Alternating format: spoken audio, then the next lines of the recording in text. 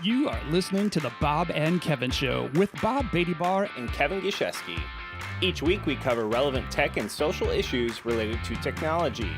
Our website is bobandkevin.show, and our episodes can be found virtually on any podcast network. Be sure to follow us on Twitter, Instagram, and Facebook. Just search for Bob and Kevin Show.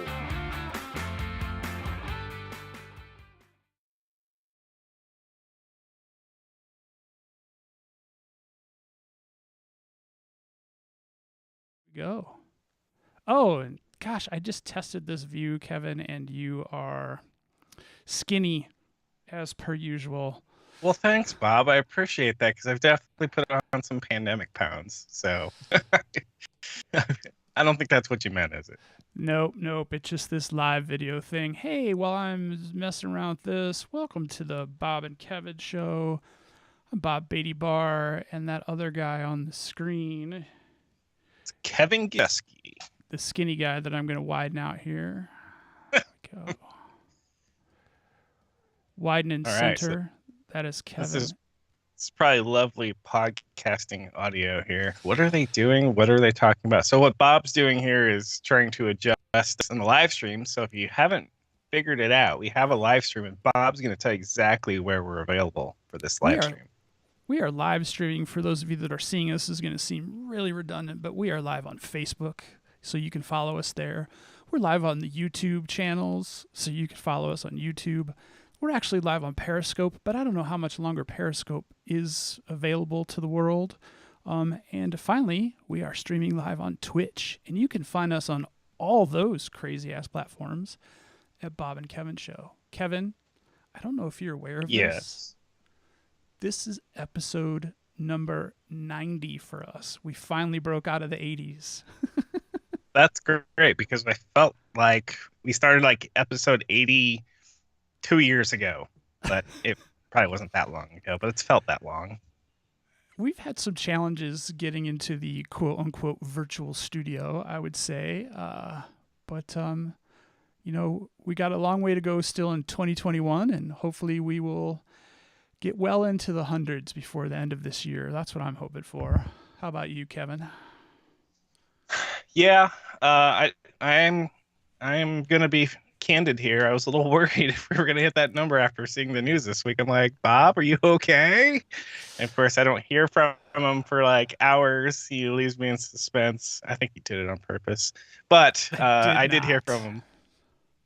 Bob is from Boulder, Colorado, and you can probably fill in the blanks there. So we're glad you're safe, Bob, everyone in your family. So we appreciate you're going to be here for many more episodes, hopefully.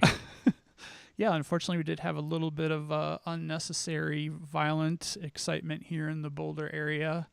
We won't talk about it a lot today because I don't really think that there is any tech connection yet. There's been no uncovered manifesto, and I saw copies of the Facebook feed, and to be honest, they don't look any more crazy than probably some of your favorite friends. And I'm not talking about me and Kevin. I'm talking about all of you out there in television and radio land. So, so I think we will. This is my Boulder Cup, by the way.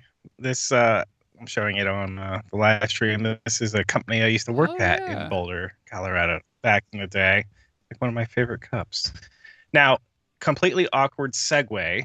I have not one, but two Bob friends on the Starlink train. One had gotten their Starlink up and running. The other is purchased their equipment, and they're on the waiting list. I'm on the waiting list, but I haven't given them my money because of the numbers I started seeing with Starlink aren't much better than what I'm doing now. But that's not what today's show is. I just want to plant a seed for a future episode. We're going to have one, if not two guests tell us about their Starlink experience. I've already been getting some feedback, speed tests, how big the dish is. It's a little 3-inch dish sitting in his backyard right now. He wants to put it on the roof. Anyway, it's a little bit of a teaser for the future with Starlink. Well, I have a very important question, though. You mentioned that you have two friends named Bob that are getting Starlink. I must have totally been thinking. I must have had a Freudian slip there. They're neither one are named Bob. One's actually named Ben, and the other is Scott. Okay, So, I'd have to rewind the tape, but I thought it said I thought you said I have two Bobs that are in Starlink. So well, it is a common name. Anyway, I have many what Kevins. are I we wouldn't be doing? shocked if you had many Bobs. So You know what? That's funny you mention that. I don't think they make any more Kevins after like the 80s. You know, after maybe after 1990, 91 with Home Alone. But after that, I just don't think they make Kevins anymore. I haven't met well, a young one yet. I definitely have my fair share of Kevins. So Yes. What is it we are talking about today, Bob? You wanna whet everyone's appetite? I don't know if it's going to whet everyone's appetite. It might frustrate some people, but I think we're going to be talking about NFTs today on the show. For those who aren't familiar, even though it's been quite the buzz, Kevin, do you want to? Are you in charge of our Wikipedia definition of what an NFT is? Because that's usually what you're You known for. You betcha. And Mr. Or Miss Wikipedia, depending on what voice you want to use for your inner monologue to read along here, I'm going to use my male voice here. A non-fungible token NFT is a unit of data on a digital ledger called a blockchain. We've heard of that before. Where each NFT can represent a unique digital item, and thus they are not interchangeable. NFTs can represent digital files such as art, audio, video, item video games, and other forms of creative work, while the digital files themselves are infinitely reproducible. I can't read. The NFTs representing them are tracked by the underlying blockchain and provide buyers a proof of ownership. Blockchains such as Ethereum and Flow have their own token standards to define their use of NFTs. Can I translate that for you, Bob? Yeah, but really Or not quick, necessarily for you? did Yeah. you go over what the initials stand for? I'm sorry, I got mesmerized. Non-fungible token. And Non-fungible token. for those playing at home, fungible. Uh, it means it's not swappable. Like a dollar bill would be fungible because every dollar bill is worth the same amount of money, but an NFT has a unique value, correct? It is. So think of it the way I'm trying to rationalize this for myself is I can have a JPEG that I created in Photoshop. I can save it to my desktop. I can make a copy of that. Those are still fungible at this point. One is an exact copy of the other. So what a non-fungible token becomes is, well, what if I take A unique the two token. copies and make the left one an identifier basically and the right one have another identifier, but they're the same thing. But now we can say, you know what, I sold Bob copy number one and Kevin is retaining copy number two, even though it's the same picture. So that's kind of what they are. And then we use the blockchain. When I say we, not me, not you, but people who own NFT marketplaces, they have the ability to basically record who owns what. One of the most important, or one of the first ones that went out recently was Jack's very first tweet. So it's not just an image or an audio file. It can just be a concept, sort of. You know, if somebody out there says, I own Jack's first tweet. What do you think about that? Well, I mean, I don't know if this necessarily bumps us to the end of the program, but the first question I have, and I'm sure many people out there listening, any of the four that are listening out there right now, oh, sorry, three, why? Why are we doing this? Um, I think it's kind of like movies in Hollywood. At some point, they're like, "Okay, guys and gals, we've run out of ideas. So now we're going to do reboots of all of those other movies we already did that were really good, but with like The Rock is the action star, you know." And so what I think's going on here in the tech world is, hey, wouldn't it be cool if I could copy something infinitely and then sell them each individually? Because a typical digital item is, oh yeah, I'll take a copy and it's fungible, you know, to use their terms. I don't like the term anyway, but to use the term, I sell digital art on Etsy. If you download a copy of that, that's fungible. But if I say, no, this one right here, and I put it up on on Etsy or eBay and go, if you want to be the owner of this one, you can have the privilege to say you own that one. And then when that changes hands from me to you, from that person to somebody famous, the value goes up.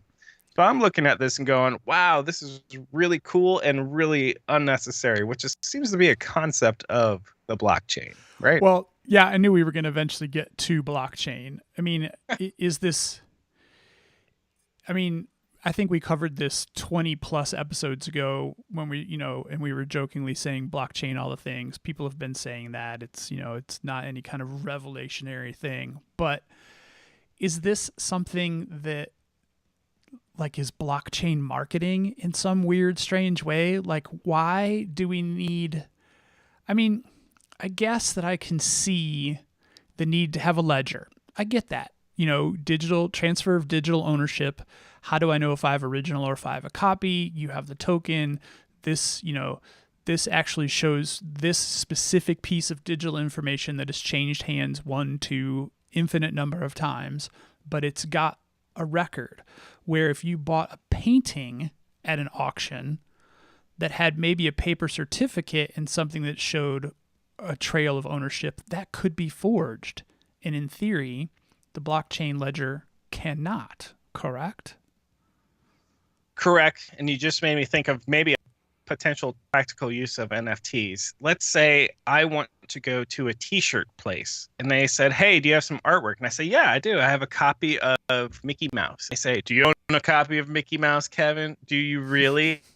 They could go to some blockchain checker and go, well, let me take their artwork and check. Yes, this is actually registered to you, Kevin, because it shows right here that you bought it. We'll go ahead and print that copyrighted image here because clearly you have authorization to do so. Now, if that didn't exist, what I would do is I would take a picture of Mickey Mouse and you'd probably print it anyway because you want to make my $20 or $50. But I'm just saying there is the ability to say, well, do you really own this? I know you have a copy, but do you have a legitimate copy could be answered. Well, that's a whole nother question that brings up because in theory, I mean, not even in theory, I guess this is just a question. Could NFTs be licensed? I guess Yes. It would just be individual copies, right? Individual tokenized copies licensed out to various entities. At the end of the day, I think an NFT is simply a digital thing with a digital fingerprint and its transaction history is recorded on the blockchain. End statement. That's it. It's the same thing as it's the dollar bill with a serial number. So even though, I mean, if you think about it, a dollar bill is a non-fungible token if you consider the serial number. If you don't consider the serial number, right, it is then they're all fungible. the same. Because I could hand Right. you my dollar bill and you can hand me yours back, and those $2 bills are actually worth the same amount of money. Exactly. But with an NFT, the value set by the buyer. I could have 2 images of Mickey Mouse and I could sell you one for $100 because you're a big Disney fan, and I could sell somebody else one for $1 because that's all they'd be willing to pay for it. Do you ever watch Pawn Stars? I've been actually watching some of the later episodes on History Nope. Channel. Have not. So Can't say that I have.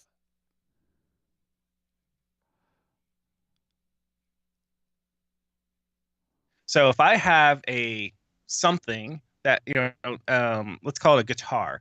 I have a guitar that was owned by Eddie Van Halen. That's going to be worth more than a guitar of the same model that wasn't owned by Eddie Van Halen. So there's what do they call it? Providence. Basically, they want to know what's the history. How do you know Eddie Van Halen owned this, Kevin? So it really, blockchain and NFTs kind of solve that and go, here is the chain of custody of that guitar and whatnot. So Please silence your cell phones. oh, you heard that, huh? So, who wants to get a hold of me right now? Don't they know I'm podcasting? So what I think the intent here is to go, okay, this is a unique item. It's a unique digital item. And then we can show who owned this. And if Elon Musk owned this digital item, somehow, some way, people will go, it's worth more because Elon Musk, bought it at one time. They didn't buy your Mickey Mouse, but they bought this one, which, to the layperson who doesn't have the kind of coin that I've seen moving around on some of these NFTs, we're like, yeah, whatever. I'll just take any picture of Mickey Mouse. But to a collector who has the disposable income that I don't have, will care about that, right? So it's not even the uniqueness of the image necessarily that could enhance the value. It could be the contents of the ownership ledger that actually Yes. creates or enhances the value of the NFT. Speaking of practical uses of this NFT craze, it's not really technology. It's the technology's blockchain. I have a perfect example of how this is actually could work for the good of society. This is going to blow your mind. I don't know if you saw this example. Our society is full of dirtbags, in case you didn't know, and apparently dirtbags will send unsolicited electronic images of their junk. Are you familiar with the term dick pic, Kevin? I am familiar. Unfortunately, I or no one I know suffers from getting random ones, or Luckily. actually intentional ones. Oh, that was awkward. Now, I can't take claim for this, but this is brilliant beyond all brilliance. So let's say that you receive one of these unsolicited genitalia photos. The idea is you take that photo and you put it in an NFT auction, and you put the name of the person who sent you said unsolicited photo as the artist. And then you send a link to that person who sent you that unsolicited junk photo and say, it's out there, you should probably buy it. And you set the price. It's not an auction, you set the price. Isn't there two violations there? Would that be considered A, revenge porn, and B, extortion? I'm just asking. Well, can it be an extortion on a unsolicited, like, you can't just put pornography on somebody's device. So I think that this might be a case where two wrongs actually do make a right. Not that I'm condoning it, but why not? And where's the law that says you can't? I mean, I get it. You shouldn't, but one is I shouldn't. The other two are illegal. I'm just asking. Well, that's a good question. I wonder if somebody out in the audience could educate us. If you do receive one of those, is there any legal recourse? But anyway, I still thought it was pretty brilliant to put the author's name out there. And it's under the guise of art, right?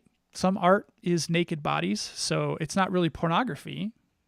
So, well, I mean, if you gave me a picture of Mickey Mouse. Okay, I was not going to give you the other kind of picture. Does that not make me the owner since you gifted it to me? It depends. So this is very interesting because this happens in like video games. So when we were younger, you could go to the video game store, you could buy a tangible copy of Super Mario Brothers, and I could sell that on eBay. I could transfer ownership and whatnot. Eventually, Nintendo says, no, F that. We don't like that. And they actually tried to stop people from doing that. But when it comes to digital items, I believe when you purchase a lot of digital items these days, they say they're non-transferable. Right, so that's a purchase. Correct. But you're saying if I just create something? Yeah, if you take a picture of your guitars, say, for example, you're like, hey, Yes. Bob, check out my guitars. And I'm like, ooh, that's a cool photo.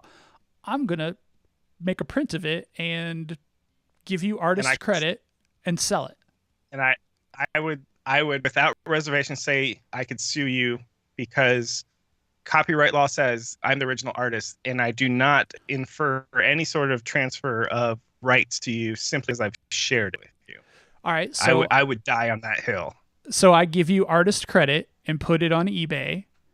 What can you sue me for? Just to take it down, or could you just sue me for the sale price?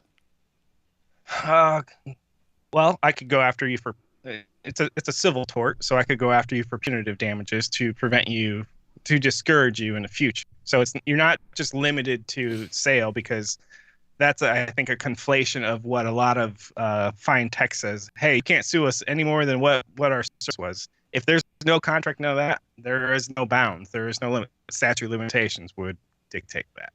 Okay, dictate. Let's migrate this away from dick pics because I think we kind of did. Some of the NFT or a majority of the NFT art that I'm seeing is derivative art, right? Like I think non-cat Neon, yeah, I'm showing my lack of pop culture from the through time, but Neon Cat was one of the pieces. I've seen, like just, digital manipulations of already existing art, but it's derivative and then they're NFTing it. I So, mean, is so that going to if law become a were case? easy, I'll just put it out there. If law were easy, we wouldn't need lawyers. We wouldn't need Congress or anything. They'll say, hey, we made all the laws we need. Congress dissolved. Everyone go home. Lawyers, forget about it. So, because we live in a society where everything is, well, what can you prove? And what can you negotiate? And that's laws and lawyers in a nutshell. So there is no, obviously, oh, well, if there's no flow chart that's going to stand the test of time. So you can do whatever you want. I tell my kids all the time, you can do whatever you want as long as you're okay with the consequences. That's all I'm saying. And my Truth. kids say, you know what? I understand what you're saying there. Dad, can I do this? You can. But you know what? You gotta be okay with consequences. Son or daughter, I can't tell you what to do, but I can certainly make you regret not doing it or whatever it is. That's a very military thing. So I I've done photography. So when I take pictures of photos or I purchase or had a photographer, just because they took a picture and it's of you, you actually don't own those pictures, even though it's a likeness of you because you hired them. They own the rights and you have to acquire the rights from them to print them. So, So it's really tricky. so what if I took that picture of your guitars that you sent me and I ran a quick Photoshop filter on it Yep. that made it look like a sketch and I still gave you Yep. artist credit? Could I sell it as an NFT? You can do anything you want, Bob, but I can take you to court and we can argue it out. So as your friend, I wouldn't do that to you. So there's that. Secondly, you could also file, your lawyer may go, hey, it's a fair use. We took it, we made a derivative there, and then you can argue it out in court. I don't think there's any kind of clear sort of, oh yeah, I'm good, here's why. Even if there's a law that says, Bob, you're good, don't worry about it, somebody can still sue you and take you to court and argue. Very That law fair. doesn't make sense. And here's why. All right, so I lied about I'm dick just pics. We're going to go back to dick pics. So Damn it. somebody sends an unsolicited dick pic. You run a Photoshop filter on it or not, you give the person who sent it to you artist credit and you put it up as an NFT with a price of $500. Like, here, take this, Right. you asshole. You sent me a dick pic. I'm going to make you buy it for $500 to get it off the internet. So Right. instead of doing that, you're going to sue me and you're going to say, yeah, I sent this unsolicited dick pic and touche, now it's online. I'm going to sue that person because it's my likeness. Yep. Well, or Have you my junk's likeness. So hold on. So have you ever taken business law? I had to take business law for actually in high school. Full So disclaimer, you've got no, have not. you've got criminal law and you've got civil law. Civil law is a tort. So somebody can bring a tort and guess. So in criminal law, like murder, you typically have to have a majority. You're going to jail for murder forever. A unanimous decision. For civil torts, you don't. You just need a majority opinion. And on top of that, they can say, you know what, Bob, you're 40% at fault. Kevin, you're 60% at fault. Let's do the math. Whoever's a 60% at fault, you're going to pay 20% to the other guy. That's totally possible. It's not a winner take all. The judge can come at you and be like, two wrongs don't make it right, fellas. So you were wrong and you're more wrong over here for doing it because now he just gave you a dick pic, which is wrong. But you took it to the extreme by extorting him and let's say, well, I ended up murdering Kevin because he sent me a dick pic. So I'm good, right? Because he was wrong first. Hold on. Yep. I like the logic there. And I also like that's extreme. No, but sometimes pointing out the absurd is what makes it, is the ultimate litmus test. But I also like the fact that you brought up revenge porn too, because there is legislation against that. So in that regard, that dick pic could actually be protected, which is crazy. A protected dick pic. So obviously jurisdictions matter because the laws in California are not the same as they are in Boulder, as they are here in little Columbia City, Indiana. So it also depends on jurisdiction. And then when you do things over the internet, you actually You cross said state lines, which then you said jurisdiction. jurisdiction. Yeah. All of the, oh man, this is like a drinking game. How many times can they say dick in a syllable? Take a drink. So what I'm getting at is it depends on your jurisdiction, and when you cross state lines, it becomes a federal jurisdiction. So not only that, you know, it's what does the feds say? So I would be careful, you know. But what you're saying sounds like a perfect thing that somebody would say on Twitter to get likes and retweets. Oh, here's what I did. I'm Mr. and Miss Clever. Ha ha ha. Okay, Well, you go you with got that. me. You let me know how that works out, you know. So yeah, so we've pointed out some flaws in that little scheme for sure. So all right, but let me take it to another level. I promise, we're getting away from dick pics now. Actually, let me ask you one more thing. If Yep. somebody sent you boob pics and you did the same thing, do you think society would do the likes and retweets on that too? Well, that's a whole nother can of worms. I would say no, and there is a double standard, and that is not today's episode. But I'm just saying, No. ponder it, because if the roles were reversed, Chelsea Handler would probably have some commentary on that, but she has not returned my request to be a guest on the show. So, all right, sorry, continue. All right, so we've established that there is some nature to derivative, but you can only, you know, it's going to be whoever pushes the hardest, right? You know, what about art being sold, generated, and for those listening when this episode goes on audio, I'm air quoting, generated by artificial intelligence. You'll know where I'm going. About the Sophia thing, right? So can you set the table a little more about what Sophia did recently? So the NFT craze is grabbing on. As Kevin mentioned earlier, you know, Jack's original tweet is one of those things, and there's all kinds of pieces out there all over the place now at the various little on-sale auction places. But just the other day, it was a story that was carried pretty much in its entirety by Reuters, so there's got to be some connection with Hansen Labs and Reuters there somewhere. But basically a publicity stunt in my eyes. Spoiler alert. But Sophia the robot, who is an artificial intelligence, quote unquote, life form that we've debated on the show before, generated some derivative art as a partnership with a known artist that was turned into an NFT and auctioned off, and it earned $788,888 was the final selling price. I believe that's what it got up to. Wasn't it 6? Oh, it might have been 6888. Yeah. Because it was like an absurd number. I'm like, wow, it's a weird number. Anyway, continue. Yeah, sorry, it was almost 700,000. And the bidder that won it, their handle for the auction was 888. So there was a whole thing going on there too. It was really bizarre.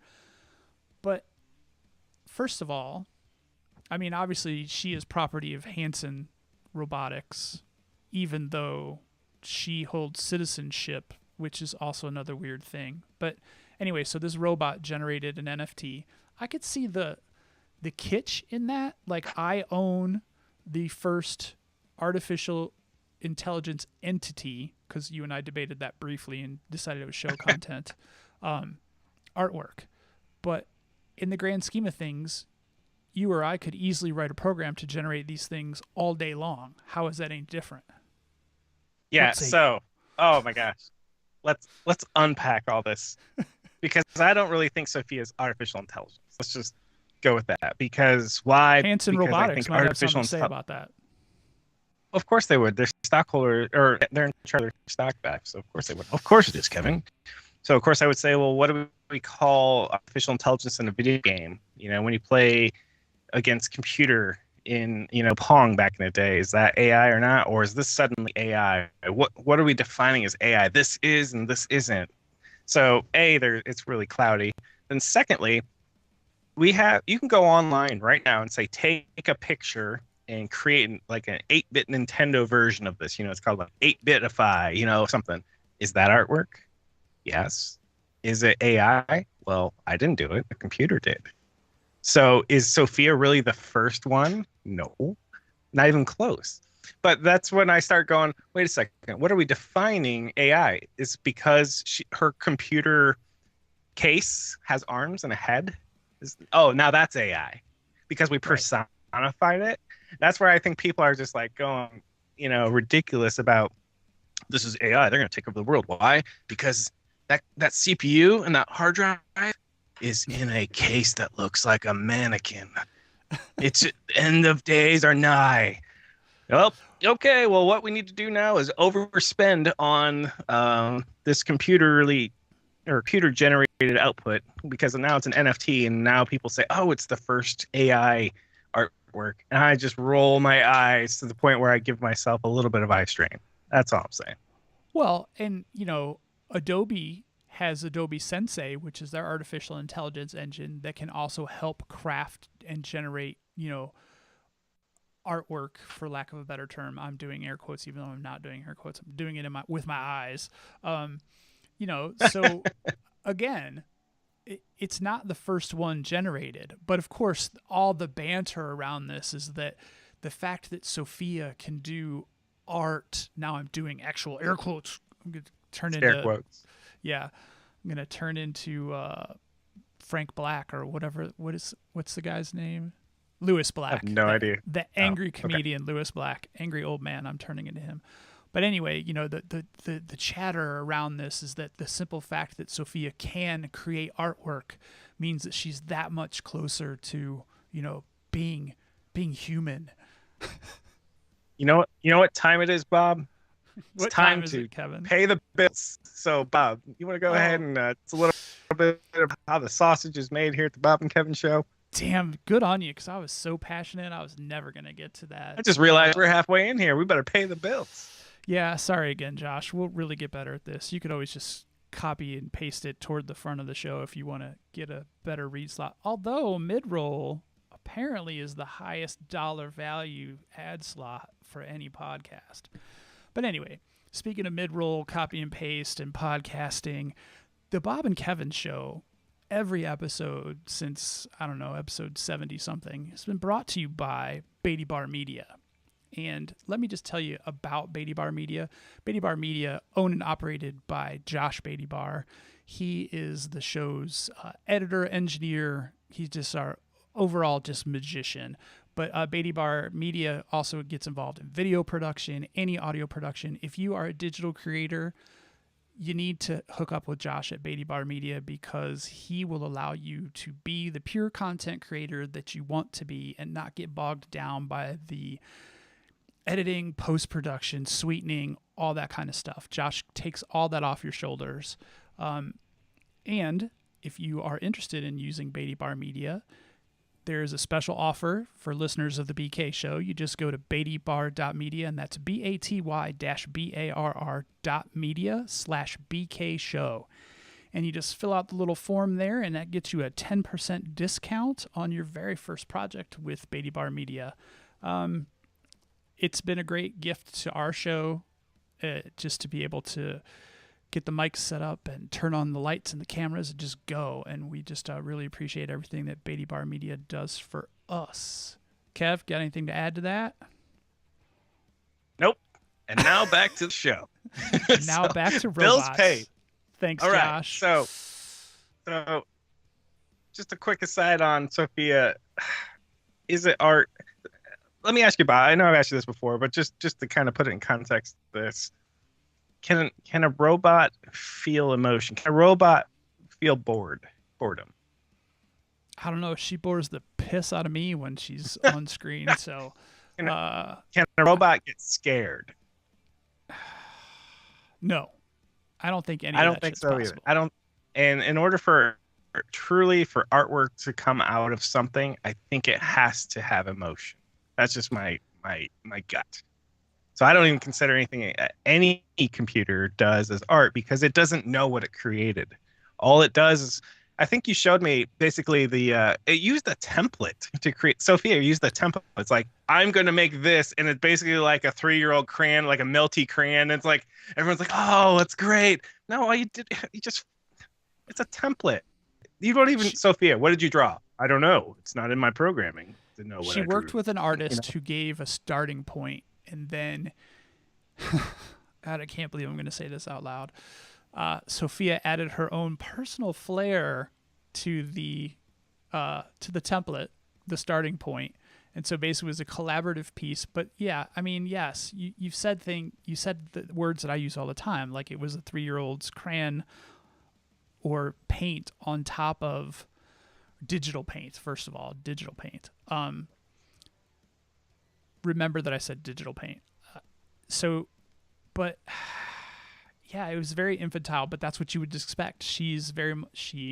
Sophia is very much in her infancy as an AI. I mean, this is part of their marketing speak. I apologize. I'm really torn on all this. I was going to ask. I was going to remind our listeners, if you've ever heard us talk about AI before, we've basically come to the conclusion. And Bob, tell me if you've come off this opinion. I don't think you have. Maybe you have. What is AI? What is AI in 2021? It's just a series of this if-then-else's.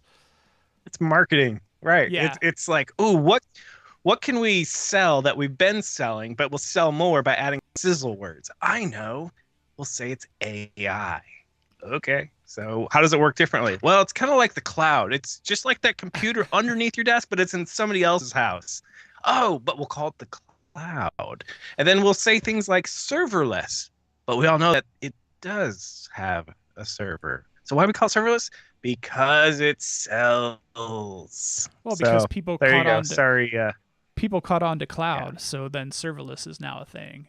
Oh no, the cloud, you figure this out there. It's just another warehouse somewhere. But now it's serverless. Is there such thing as serverless in the cloud? Is that a thing? Yeah. Oh yeah. It's Azure. Backed by blockchain. It's basically Azure Functions. And over in AWS, it's Lambda. It's basically serverless to me, I think, is basically like, we can't point to a computer that's yours that you're renting because it's all virtual. That's what serverless is. But at the end of the day, it's virtualization on a server. So it's just like, okay, we're just, yeah. Right. So we've got AI. We've got the most computational power we've ever had. So we can run more if-then-else's in multiple branches faster than we've ever had before. And so now somehow that is artificial intelligence. Yes. Speaking of faster and whatnot, blockchain, because NFTs are blockchain based, the dig on blockchain is it's super not good as far as power efficiency. So, and I was thinking just the other day, yet another thing we've talked about on the show, streaming. You know, we talk about streaming. Back in the day, what did we do? We had a physical VHS. We'll go with that. And then we had Laserdisc. Okay, some people did. Not me. I couldn't afford those. Then we had DVD, Blu-ray. And now you have a hard time actually finding hard copy stuff because it's all streaming.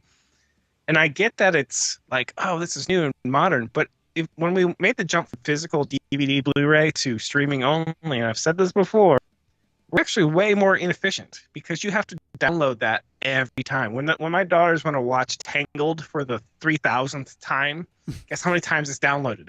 3,000. It's just going over the wire. We're just wasting energy, it feels like.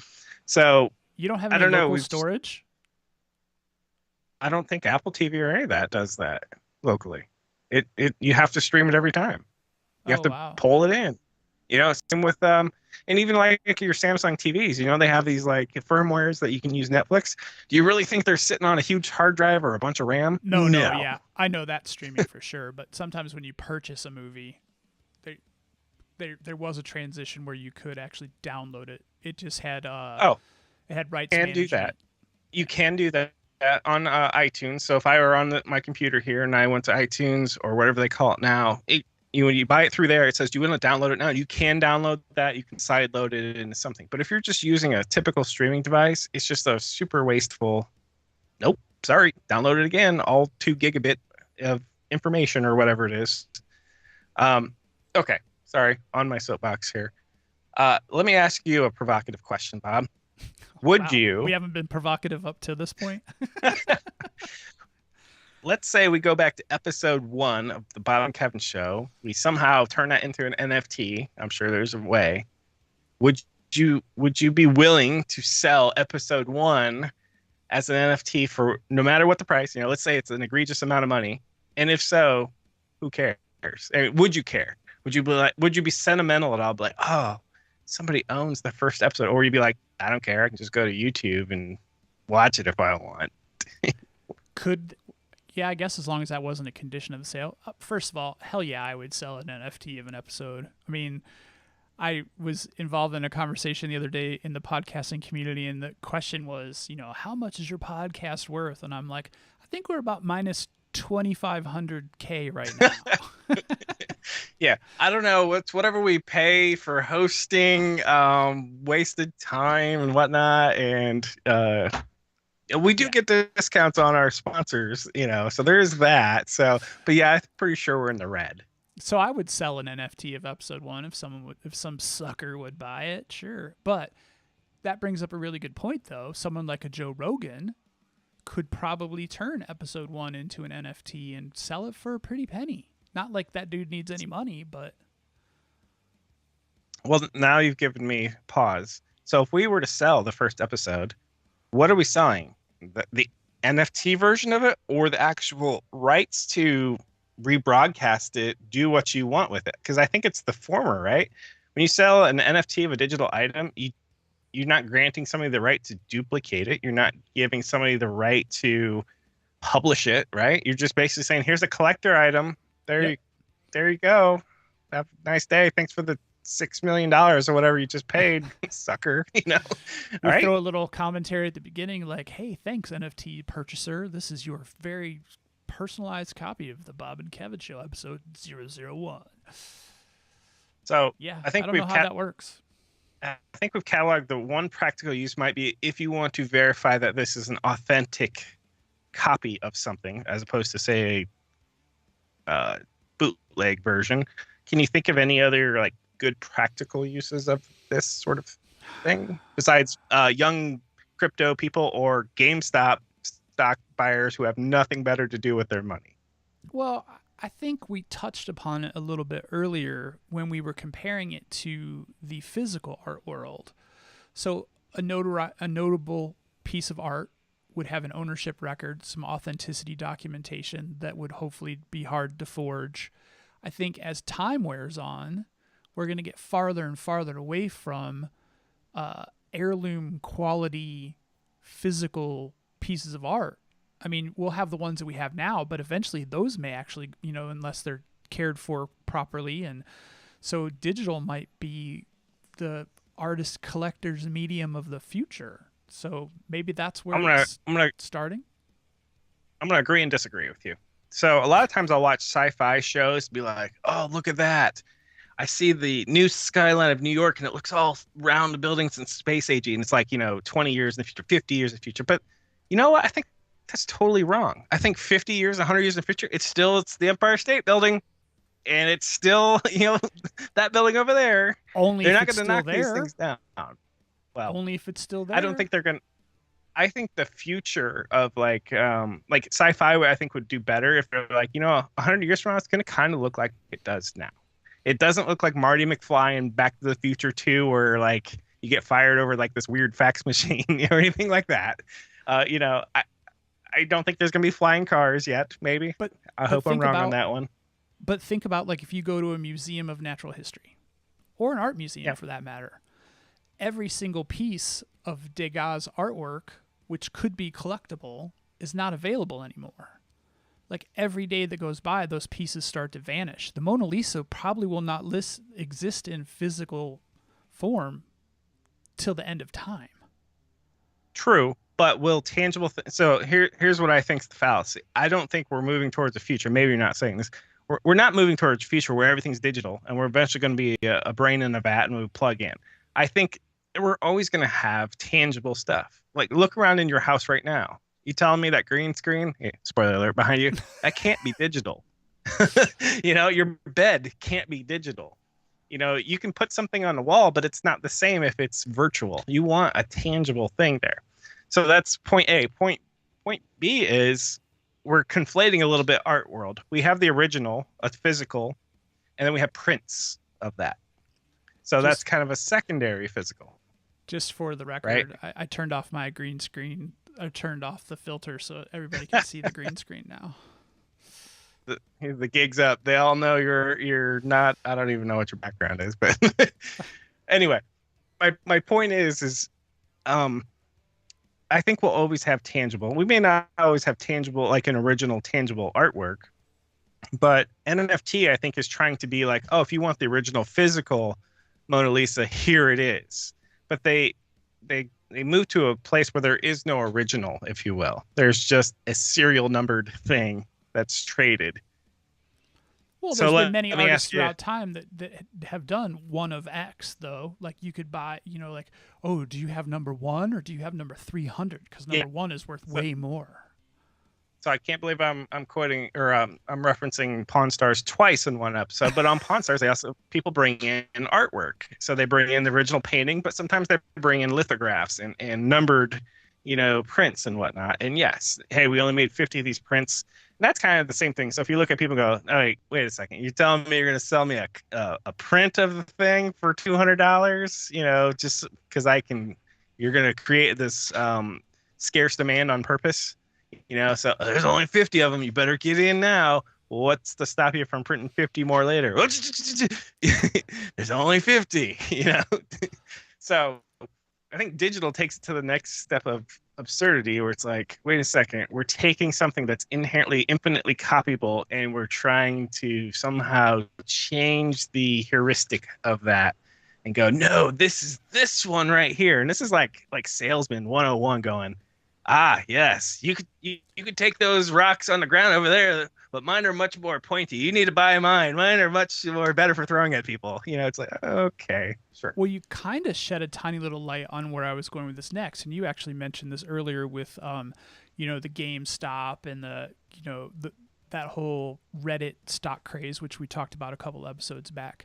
I do think that there's a particular aspect of this that this is almost like a new gig economy that someone will create a piece of digital art as cheesy as just manipulating something in Photoshop and put it out there for auction to make a couple bucks, and then the next person will say, well, I owned this and I have some kind of like internet clout in some way, shape, or form.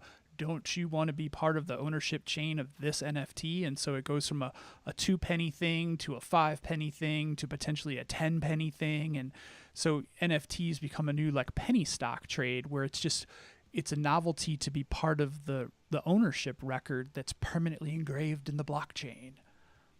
That's all going to happen. There's going to be some fun story that it went from 1 penny, now it's worth 10 million. The other story that you're also going to hear is that NFT that sold for 20 million is now, the current owner is being sued because the person who created it when it was a penny created it illegally. So now the person who bought it for $20 million, guess what? You get to forfeit that one. Oh shit. I think there's legitimate concern of what happens, 18, 24, 36, 70 months down the line with this. My heart of hearts tells me that this is gone in 36 months. Like NFTs don't really do anything. But that was my next question for you. Do you think this is a fad? Because I kind of think so. Kind of like, let's blockchain all the things was like all the rage like 2 or 3, 4 years ago. And now we're still like going, yeah, it works for crypto. And then somebody's like, okay, what if we do something called NFT? Huh? Stay with me? Who's with me? And then I think it's just gonna be like, yeah. But I think keep thinking of a good thing for blockchain. I think if we rolled tape, if we went back to when we first talked about the blockchain, I would. Now I'm gonna have to go back and listen to it. I would almost bet that we probably suggested something like this as being potential. Like as far as like showing ownership. I know. In fact, I know. God, I wish I was a better show producer because I would find the clip and run it live. Josh, hook us up. I don't think that's in our budget, Bob. He's gonna be like, yeah, I don't think so. I gotta go listen to an hour-long episode for a 15-second snippet to prove that you guys already talked about something like this. Pass. Or to only find out we didn't. Yeah. Nope. Sorry, bud. Well, I think it's a fad. I'd like to be proven wrong, but it's like a fad for like billionaires and millionaires. It's like, I really don't know what to do with all my money. I could give it to the homeless, feed the hungry, help with cancer, or I can buy Jack's first tweet. It's like, really, people? This Yeah, is what we're it's doing. interesting the way it can be a game for the lower end, but the things that are getting all that big air are just like ridiculous. Like who's got 700 grand to drop on a digital piece of art? You know what I'm going to do this weekend, Bob? I'm really curious I'm now. I'm going to try to create an NFT and list it for a ridiculous amount of money because why not? What Well, happens I if actually thought that you were going to come to the show prepared with your own NFT, so I'm a little shocked it's going to happen this weekend. well, To be honest. I was going to do all that, but then I realized that I have a day job, a family, and all that. And it's just, yeah, all that was like more important this week rather than me creating an NFT that won't sell for sure. But if you want to buy it, I'll let you know where it exists. Bob will tweet it out somewhere. Yes, I will. Yes. This is going to be a really hard pivot, but it's not necessarily because you kind of opened the door. You did venture into a new digital enterprise since our last episode. Do you want to talk about it? Because I think there's some interesting stuff there that I know I want to ask questions about. Are we talking about getting a record label and Yes, that's doing that exactly sort of what thing? I'm. Okay. Yes, that's Okay. exactly where I'm This is going. gonna be really awkward if you're like, no, keep guessing. Awkward.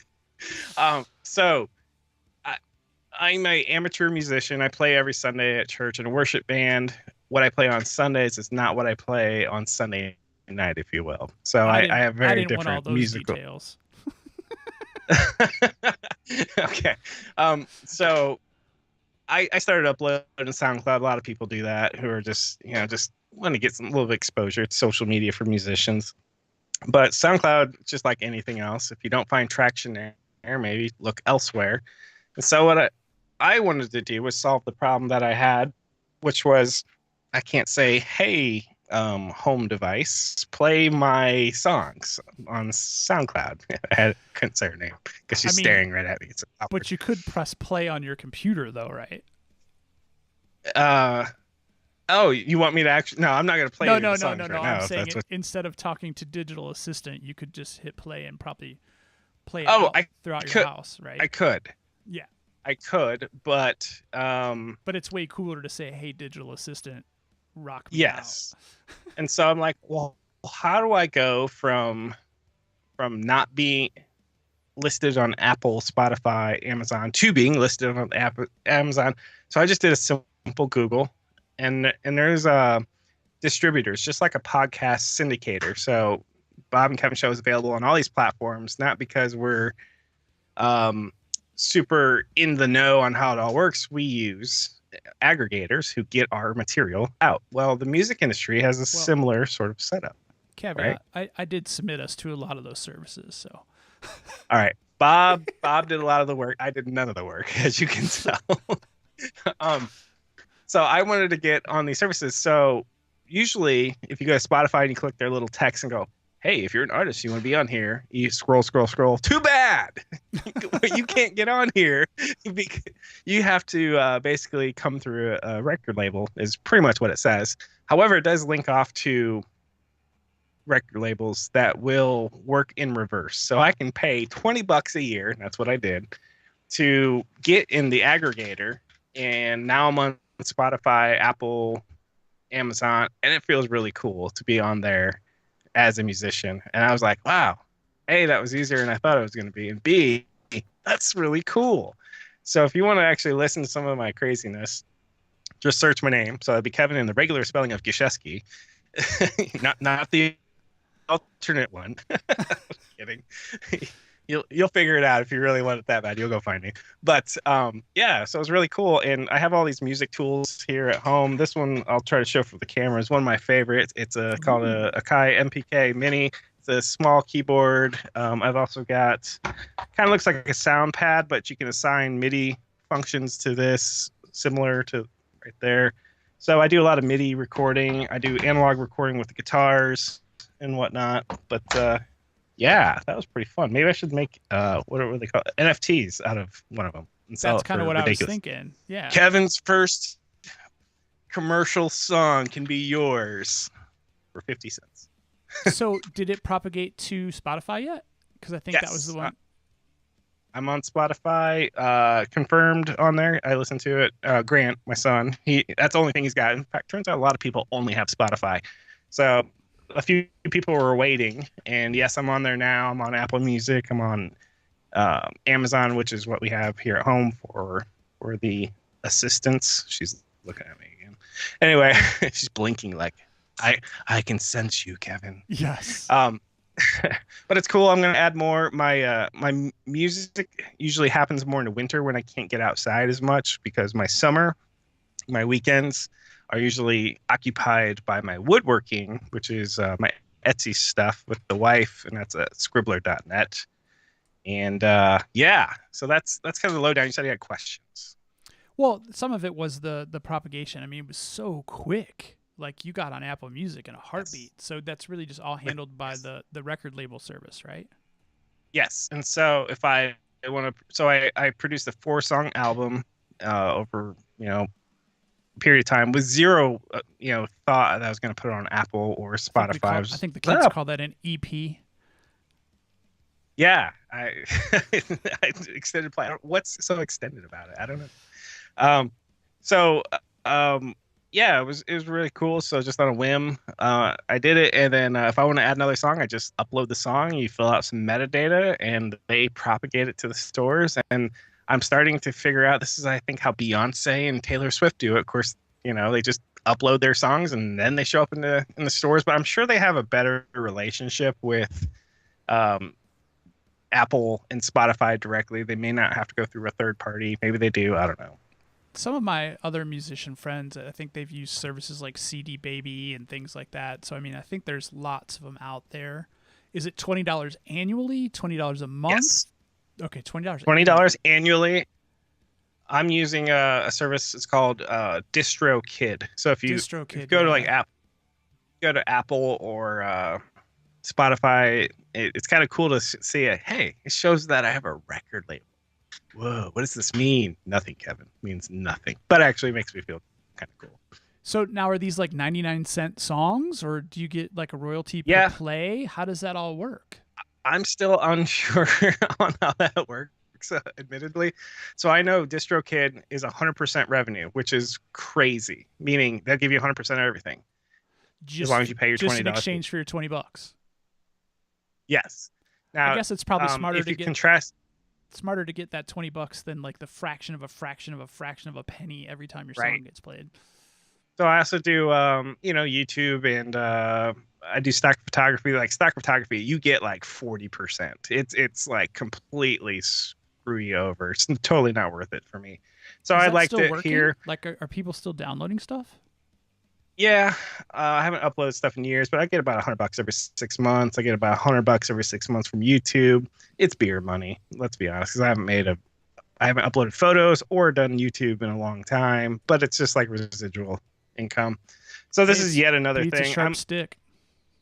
I'm more likely to keep creating music because it's so much easier to produce audio than it is a full video thing. Of course, if you want to be a YouTuber and just be a gajillionaire and play in that rat race, you've got to constantly be uploading all the time. I just don't like have the stomach for it. Yeah, episode 90, right? Yeah. It took us forever to get there. 3 years in, episode 90. Woo! As far as royalties go, I couldn't set my price on the Apple stuff. It set it for me unless I want to upgrade my account. So, of course, DistroKid will take more money from you. Well, I don't know if it's Apple or if it's DistroKid. So who knows?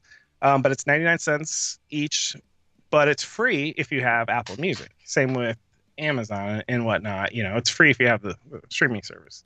But you got to get a fraction of a penny for those, right? Like I have no idea. I never read any fine print because I honestly I just want to be in the stores. I don't think I'll ever get paid anything. What if you don't own it now? Did you get that far in the fine print at least? Yes. Because if you get signed by a record label, they're like, that's great. It's on their FAQs. That's great. See you, bye. That's a real record label. I have no idea. I'm gonna look this weekend. For all I know, it's like for 1,000 listens, you get a penny, Kevin. Oh, sweet. But then I could say I'm a paid musician, right? A penny. I'm pretty sure you've already been paid to play anyway, so I think you already checked that box. No, I do all volunteer music stuff. So, churches, they kind of don't hire musicians necessarily. They hire like the leaders, but not the volunteers. Anyway, so that's my little journey of music. Kind of cool. Watch this space, as the kids say. I don't think the kids say that, do they? But No, they don't. Kevin, they said that like 20 years ago. They don't say They that probably anymore. say like And Liddy did or something like that, and then that's that's supposed to mean watch this space. I don't even know what that means. I'm like, okay. I just made it up.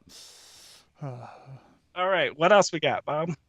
I think we've pretty much exhausted what we had on our list. I know we left stuff sitting on the table, but the NFT stuff was really something I had to get off my chest. It's so funny because Kevin and people who watch the show will know this or listen to the show. We have a pretty much an ongoing Slack conversation, and we're good friends. But there's a lot of stuff that we want to talk about that is like show content. Like literally, we say show content.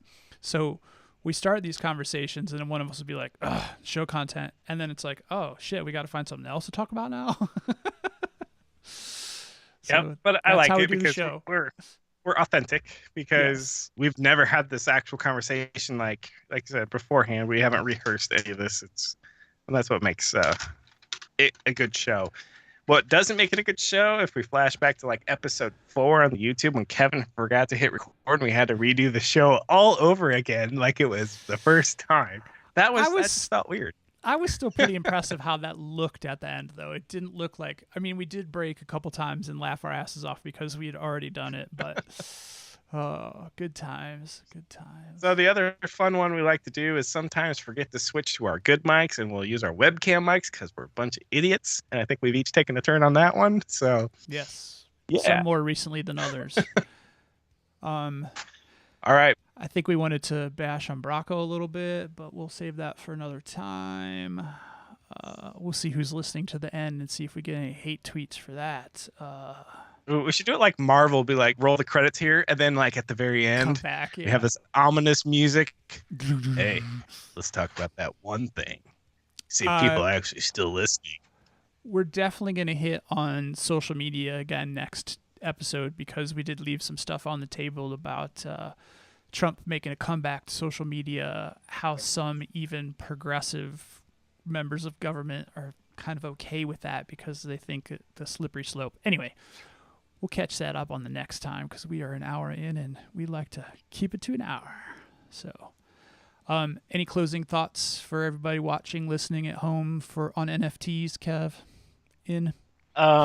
I will try to post one and for a ridiculous amount of money. And if you know anyone who needs to get rid of a ridiculous amount of money, please send them my way. There you go. That's also do another one, a derivative of the original one for really low cost because I'd like to see if one gets transacted. Period. The end.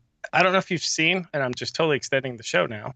But when you win, and a lot of these are auction based, you have to pay a gas fee on top of that. And the gas fee is basically the Ethereum network transaction fee. And that fee sometimes is way more than the actual NFT, yep. token you just bought.